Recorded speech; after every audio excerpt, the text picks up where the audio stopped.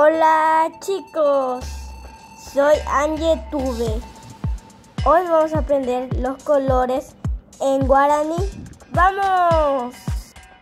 La ranita es de color verde.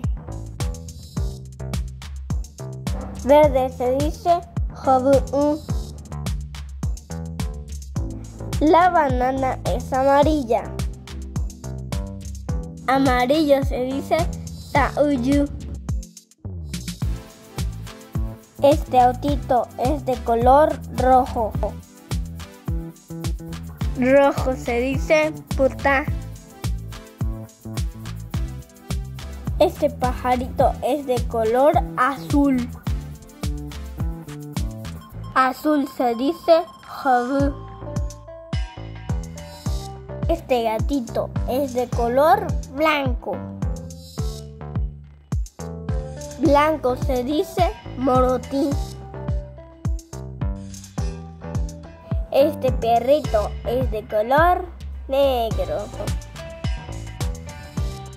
Negro se dice ju.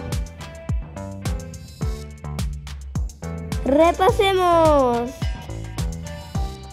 Jobu, tauyu,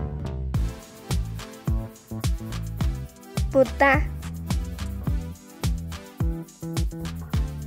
jobu,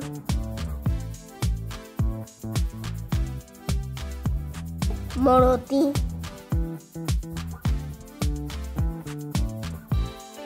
ju.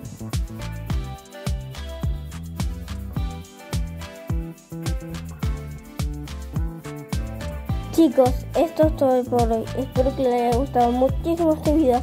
¡Adiós!